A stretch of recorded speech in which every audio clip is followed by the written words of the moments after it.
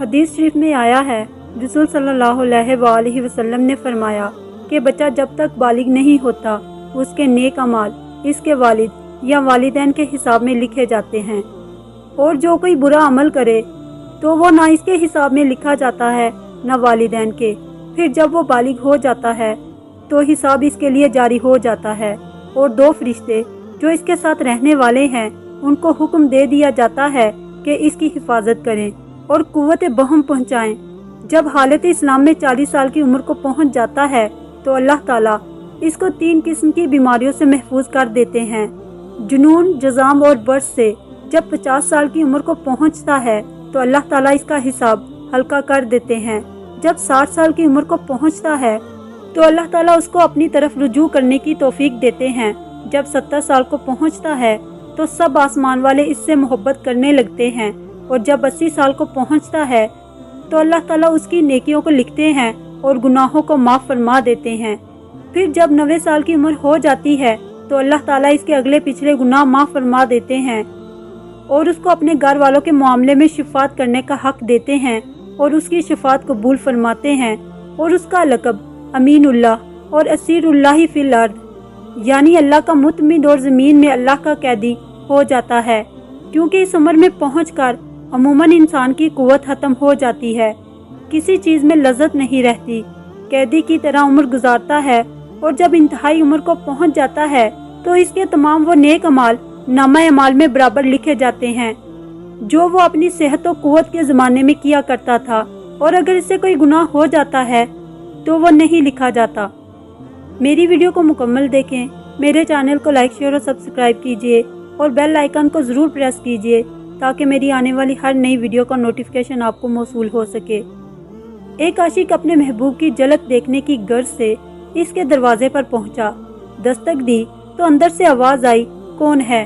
عاشق نے پر نم آنکھوں اور دل بے قرار کے ساتھ جواب دیا، میں ہوں، دید کو ترس گیا ہوں۔ اندر سے جواب ملا، واپس چلا جا، میرے چاہنے والوں میں کوئی نہیں ہے، ابھی تیری آواز سے غرور و تکبر کی بو آتی ہے، تجھ میں انا باقی ہے، جب کچھ عرصہ اور ہجر و فراق کی آگ میں جل۔ عاشق نامراد مایوس ہو کر واپس لوٹ گیا۔ کچھ ماہوں سال اور گزر گئے تو محبوب کی جدائی میں جلا صدمہ فراق سہتا رہا۔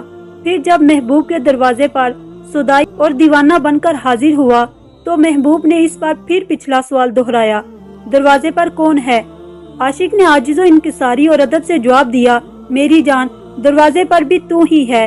محبوب نے یہ الفاظ سنتے ہی کہا، اب تیری میں ختم ہو گئی ہے، جب میں اور تو کا جھگڑا ہی ختم ہوا تو پھر دوری کیسی، آ جاؤ، اجازت ہے۔ اس حکایت سے ہمیں سبق ملتا ہے کہ نفی ذات کے بغیر منزل نہیں ملتی۔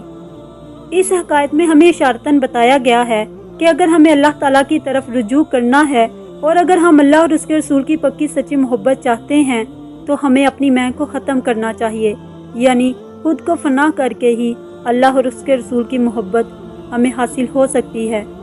کہتے ہیں ایک فقیر ایک درویش سے ملاقات کے لیے آیا جس سے اسے بڑی عقیدت تھی۔ کیا دیکھتا ہے کہ درویش ایک محملی گالیچے پر بیٹھا ہوا ہے اور اس کے سر پر ریشمی کپڑے کی جھونپڑی تنی ہوئی ہے جس کو سونے کی میخوں سے زمین میں گاڑا گیا ہے۔ فقیر نے جب یہ سب دیکھا تو درویش سے فریاد کرنے لگا، پیر و مرشد، یہ سب کچھ کیا ہے؟ میں تو آپ کے زہد اور خدا پر توکل کی وجہ سے آپ کا مرید بنا تھا، اب یہ شان و شوکت دیکھ کر میں دنگ رہ گیا ہوں، آخر یہ سب کچھ کیا ہے؟ درویش نے ہنس کر جواب دیا، میں تیار ہوں کہ یہ سب کچھ ترک کر کے تمہارے ساتھ چلوں۔ یہ کہہ کر درویش اٹھا اور فقیر کے ساتھ چل پڑا۔ اس نے اتنی زحمت بھی نہیں کی کہ اپنی چپل ہی پہن لیتا۔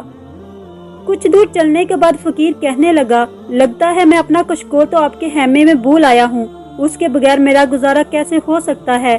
آپ رکیں، میں ابھی جا کر اپنا کشکول اٹھا کر لاتا ہوں۔ درویش نے پھر ہنس کر کہا، میرے دوست، میری جھونپڑی کی سونے کی میخیں زمین میں دھنسی ہوئی ہیں، میرے دل میں نہیں، لیکن تمہارا کشکول گدائی ابھی بھی تمہارے تعاقب میں ہے۔ دنیا میں زندگی گزارنے کا مطلب وابستگی نہیں ہے، دنیا کا تصور ذہن میں بٹھانا وابستگی ہے۔ دنیا آپ کے دماغ سے نکلے گی تو خدا سے وابستگی خود بخود حاصل ہوگی۔